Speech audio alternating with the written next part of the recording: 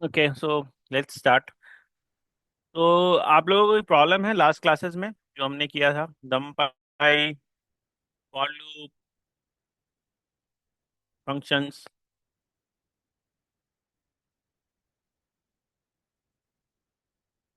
Okay. तो आज हम ना पांडास के कुछ और फंक्शंस देखेंगे, जैसे कि स्लाइसिंग। फिर स्लाइसिंग के साथ साथ जैसे हम लोग एक फिल्टर फिल्टर तो हम किए थे लास्ट क्लास में। एक दो क्वेरी को, एक दो कॉलम्स को, कुछ कुछ कॉलम्स को जैसे हमें सेलेक्ट करना हुआ तो हम कैसे उसको सेलेक्ट करेंगे। तो और सबसे बड़ी बात है कि हम आज वो देखेंगे कि with the help of pandas हम कोई भी सीएसवी फाइल्स को, या अभी हम सीएसवी फाइल के साथ देखेंगे, लेकिन पांडास के साथ ऑप्शंस है कि आप जो भी स्ट्रक्चर्ड फाइल है जैसे एक्सेल है, सीएसवी फाइल है, पार्के फाइल है, उन फाइल्स को आप रीड कैसे करेंगे, और उसमें से डेटा निकाल के और फिर उस डेटा के ऊपर हम उस डेटा को देखेंगे कि क्या है उसमें एग्जैक्टली उस डेटा में।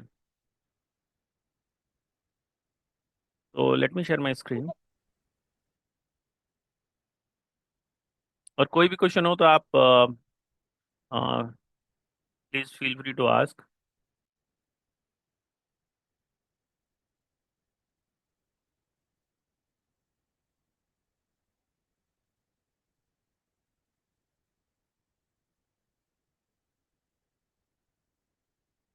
स्क्रीन देख पा रहे क्या हमारा? Yes sir. नहीं। तो देखो ये है ना कि जब भी हम पांडास यूज कर रहे हैं तो कल हमने डेटा बनाया था खुद का। अभी क्या है कि हम कुछ डेटा है जिसको हम रीड कर रहे हैं। ओके। अब रीड करने के लिए क्या है कि पांडा हम इंपोर्ट करेंगे। पांडा का एक फंक्शन होता है रीड सीएसवी।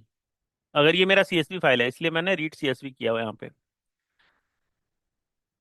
तो based on the file format उनका, उसका पांडास का एक फंक्शंस होता है। रीड एक्सेल होगा, रीड पार्के होगा, जो डिफरेंट टाइप ऑफ फाइल्स होंगे उसके अकॉर्डिंग एक फंक्शंस होते हैं। और ये फाइल नेम डालना होता है। तो ये जो फाइल है और मेरा जो जुपिटर का पाथ है ये दोनों सेम है। ओके। अगर पाथ अलग होता तो मेरे को पूरा पाथ देना होता है यहाँ पे कि ये कहाँ पे सेव्ड है। अभी क्या है कि ये जो मेरा जुपिटर नोटबुक है और ये जो फाइल का पाथ है ये सेम है। जैसे कि मैं अगर दिखाऊं आपको यहाँ पे, तो ये देखो, ये मेरा पांडास फोल्डर है एमएल के अंदर, और इसी के अंदर मेरा फाइल भी होगा। ये देखिए सीएसवी फाइल इसी के अंदर है, सेल्स के लिए जो फाइल है वो भी यहाँ पे है, स्टूडेंट्स की फाइल यहाँ पे है। इसलिए मैं फाइल नेम दे रहा हूँ। लेकिन अगर जैसे मान लो ये और भी कोई फोल्डर स्ट्रक्चर होता तो मेरे को यहाँ से एक फोल्डर स्ट्रक्चर देना होता। ठीक है। जैसे कि आई थिंक इस फाइल में होगा।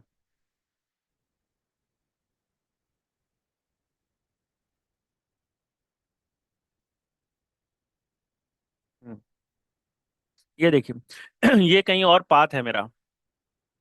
तो यहाँ पे मेरा डेटा सेव है, तो मेरे को पूरा पाथ देना होगा इसका। ओके।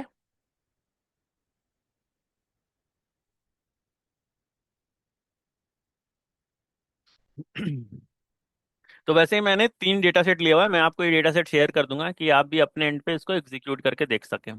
तो मैंने जो डेटा सेट लिया है कंपनी का, स्टूडेंट्स का और सेल्स का। अब मैंने पीडी डॉट रीड सीएसवी करके इस डेटा को इस वेरिएबल में सेव कर लिया, कंपनी, स्टूडेंट्स और सेल्स में। अभी मैं क्या कर रहा हूँ यहाँ पे मैं इस इन डेटा को प्रिंट कर रहा हूँ। प्रिंट कमांड बहुत सिंपल है। और ये डेटा प्रिंट नहीं कर रहा हूँ, मैं डेटा के बारे में प्रिंट कर रहा हूँ। जैसे आप देखो मैं शेप प्रिंट कर रहा हूँ, तो शेप में क्या बताता है कि इस डेटा में कितने रोज हैं और कितने कॉलम्स हैं। तो अगर मैं कंपनी डेटा का देखूं तो आप देखो कि यहाँ पे 5 रोज हैं और 4 कॉलम्स हैं। ठीक है। वैसे मैं स्टूडेंट्स डेटा को देखूं तो इसमें भी 5 रो है और 3 कॉलम्स हैं। तो ये अभी आपको बहुत इजी लग रहा होगा, लेकिन आप सोचो कि जब आपके पास बहुत वॉल्यूम ऑफ डेटा, जो रियल वर्ल्ड में जो डेटा होते हैं उसमें बहुत सारे डेटाज होते हैं, तो उस डेटा को हम यहाँ पे आराम से फाइंड कर सकते हैं कि हाँ भाई ये इस यहाँ पे इस जो फाइल है इसमें कितना डेटा है, हम प्रॉपरली रीड कर पा रहे हैं कि फाइल को, कि नहीं रीड कर पा रहे हैं। तो हेड कमांड, ये शेप कमांड से ये आपको पूरा वो फाइल में, फाइल का जो डिटेल है, काइंड ऑफ जो डेटा है वो दिख जाता है कि हाँ भाई कितना डेटा है उसमें, कितने रोज हैं, कितने कॉलम्स हैं। और आगे चल के कई बार होता है कि जैसे हमको फिल्टर करना होता है कि अब कई बार होता है डेटा कहीं कहीं नल होता है, तो आप फिल्टर करो कि कौन कौन से रोज में डेटा नल है। तो ये शेप कमांड से पता लग जाएगा कि हाँ भाई मेरे पे 1,000 डेटा था, उसमें से 200 डेटा नल है। तो ये शेप कमांड इसलिए बहुत यूजफुल होता है। और ये उसके बाद हमारे पे होता है हेड कमांड। तो हेड कमांड में क्या होता है कि उसमें जो है हमको वो डेटा का सैंपल दिख जाता है कि क्या डेटा है उसके अंदर।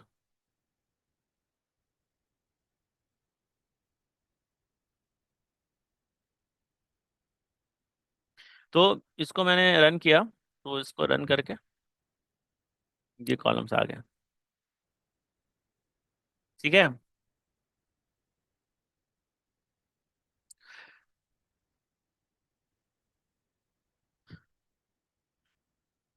अब मेरे को कंपनी के डेटा का सोचो कि मेरे को बस 3 रो देना देखना, फर्स्ट 3 रो। तो हेड जो होता है, जो टॉप बोलते हैं डेटा का, जो टॉप होता है, और उसमें अगर हम एक पैरामीटर पास कर दे 3 या 2 या 1, तो उससे हम देख सकते हैं। अभी ये क्या है कि हम मान लो कि हमारे पास बहुत बड़ा डेटा है, हम पूरे डेटा को प्रिंट नहीं करेंगे। क्यों नहीं करेंगे? क्योंकि अगर प्रिंट करेंगे तो पूरा मेमोरी इसका खराब हो जाएगा, जो हमारा है अननेसेसरली प्रिंट करने का कुछ होगा भी नहीं। तो इसलिए हम देखेंगे कि एक सैंपल ऑफ डेटा देख लेंगे, चलो उस डेटा कैसा दिख रहा है, 5 रो देख लेंगे, 100, 10 रो, 20 रो देख लेंगे कि हाँ भाई चलो डेटा कैसा दिख रहा है।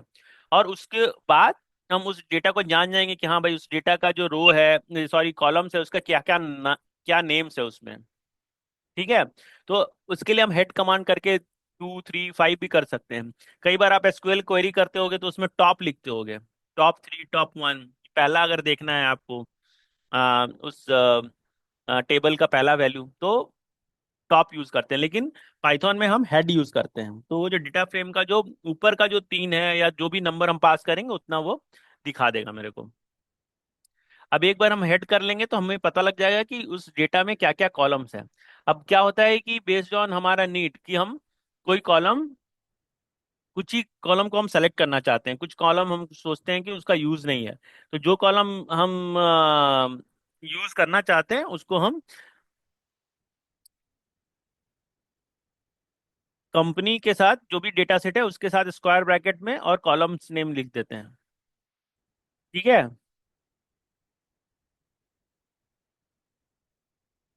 ओके।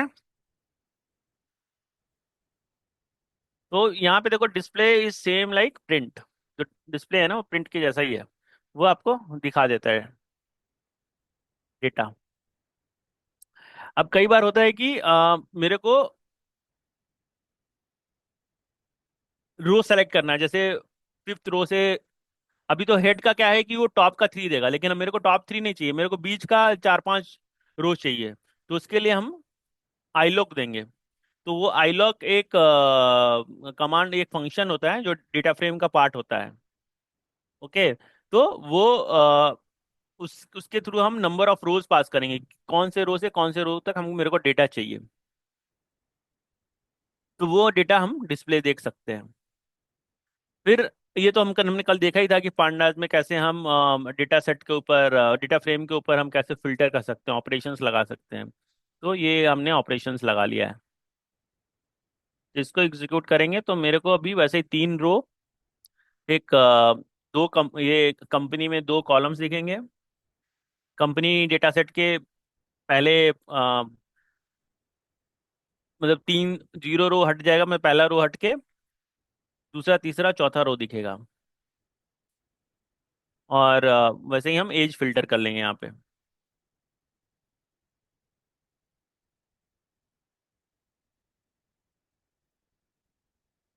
तो ये देखो हेड हेड है जो कंपनी है, कंपनी के 3 रिकॉर्ड्स आ गए हमारे पे। ओके। अभी ये देखो दो दो बस दो कॉलम्स आए हैं हमारे। यहाँ पे देखो, यहाँ पे रोज आए हैं, 3 रोज आए हैं, पहला रो, दूसरा रो, तीसरा रो। और यहाँ पे हमने कंडीशन लगाया था ए इज ग्रेटर देन 30, तो ए इज ग्रेटर देन 30, तो ये आ गया। वैसे ही हम, अब यहाँ पे देखो एक चीज यहाँ पे देखने वाली चीज है कि यहाँ पे हमने जो भी फिल्टर किया है उसको एक दूसरे डेटा फ्रेम में सेव कर लिया है। तो कई बार होता है कि हम जो यहाँ से डेटा फिल्टर कर रहे हैं, या डेटा के ऊपर कुछ हम ऑपरेशंस कर रहे हैं, उसको अगर हम एक वेरिएबल में सेव कर ले तो उसको फिर हम आगे रीयूज कर सकते हैं। हमें बार बार वेरिएबल बनाने, बार बार वो ऑपरेशन चलाने की जरूरत नहीं होगी। अब जब भी ऑपरेशन चलाते हैं तो क्या होता है, इसमें क्या होता है कि डेटा जो है आपके जो रैम होता है उसमें लोड होता है, तो उससे आपका एग्जीक्यूशन बढ़ता है। और आगे आप जाओगे अगर देखोगे तो उससे आपका कॉस्ट भी बढ़ जाता है। तो इससे अच्छा है कि आप एग्जीक्यूट करो, उसको वेरिएबल में रख लो। ठीक है, कोई क्वेश्चंस?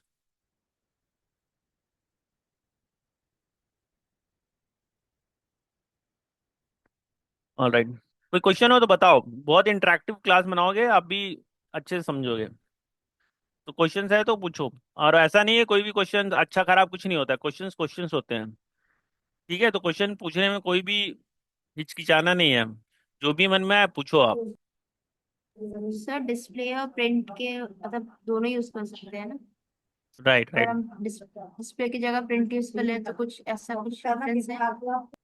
नहीं, कुछ वैसा नहीं है, कोई दिक्कत नहीं है वैसे।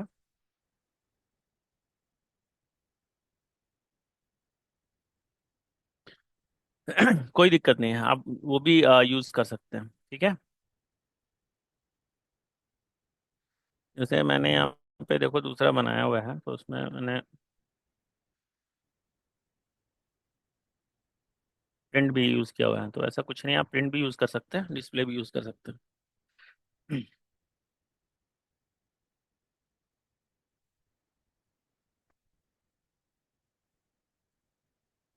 ओके। अभी जैसे मैंने देखो ऐसे मैं बोला ना कि वेरिएबल को हम चेंज करेंगे। अब ये देखो, मैं मुंबई के स्टूडेंट्स को हमको फिल्टर आउट करना है। ठीक है। तो हम क्या कर रहे हैं, स्टूडेंट्स मेरे डेटा फ्रेम है, तो ये देखो एक स्क्वायर ब्रैकेट है। अब हम क्या करते हैं, जब भी ऑपरेशंस करते हैं अगर उसमें दो ऑपरेशंस हैं, तो उसको हमको ब्रैकेट से स्टार्ट करना है और ब्रैकेट में बंद करना है। और फिर दूसरा ऑपरेशन को फिर से ब्रैकेट में स्टार्ट करके ब्रैकेट में बंद करना है। जैसे देखो यहाँ पे हमने एक ऑपरेशन लिखा कि ये कंपनी सैलरी ग्रेटर देन 0, तो यहाँ पे वन ऑपरेशन था, राइट? तो इसलिए हमने ब्रैकेट नहीं यूज किया। बट आप देखो यहाँ पे कि यहाँ पे दो ऑपरेशन हैं, जो department is equal to IT है, और company is greater than, sorry, salary is greater than 60,000। तो इसके लिए हम ब्रैकेट डाल के करेंगे, और यहाँ पे एंड ऑपरेटर डालेंगे। एंड का मतलब होगा कि वो डिपार्टमेंट भी होना चाहिए, डिपार्टमेंट आईटी भी होना चाहिए, और सैलरी ग्रेटर देन 60,000 भी होनी चाहिए। अगर यहाँ पे और करना होता तो बताओ और का क्या होगा, सिंबल पता है किसी को? कोई गेस करो। और का पाइप होता है। ठीक है।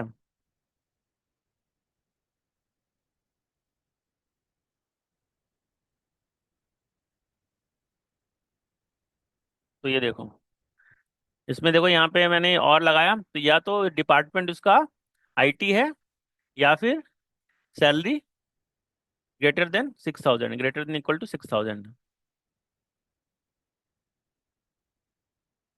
ग्रेटर देन 6,000 है, तो ये आईटी है, इसलिए ये वाला कंडीशन आ गया।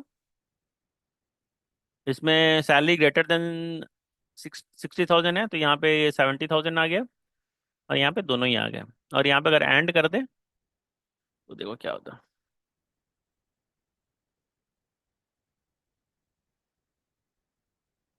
तो देखो बस, ये दोनों कंडीशन जब हुआ तभी आया ये।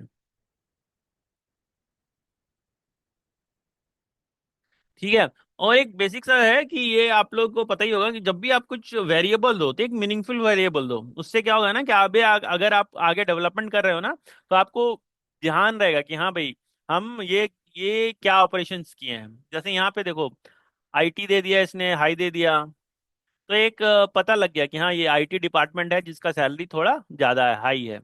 मतलब कुछ भी अपना मीनिंगफुल नेम दे सकते हो जो आपको समझ में आए। अब हम लोग यहाँ पे ना क्रॉस टैब करेंगे, मतलब एक हम लोग टेबल बनाएंगे। ठीक है, क्रॉस टैब में ये टेबल एक टेबुलर फंक्शंस बनाएगा, जिसमें कि पहले वो चुनेगा कि वो डेटा सेट पे ये कंडीशन चुनेगा कि हाँ भाई वो उसका डिपार्टमेंट क्या है, और उसका उस डिपार्टमेंट जो सैलरी है, ये देखो बुलियन है। बुलियन ऑपरेशन जब भी होता है बुलियन होता है। तो क्रॉस टैब क्या करेगा कि हर एक डिपार्टमेंट, हर एक जो भी उनका उस डेटा सेट में जो भी डिपार्टमेंट है वो प्रिंट करेगा, और उसमें फिर ये प्रिंट करेगा कि इसका सैलरी 60,000 से ज्यादा है। ठीक है, वैसे ही ये सिटी प्रिंट करेगा। और एक इसका हम दूसरा देखेंगे ताकि थोड़ा टैबुलर, थोड़ा समझने में आपको इजी लगे, इसके लिए मैं ये कर देता हूँ। देखो, अभी हमारे पे क्या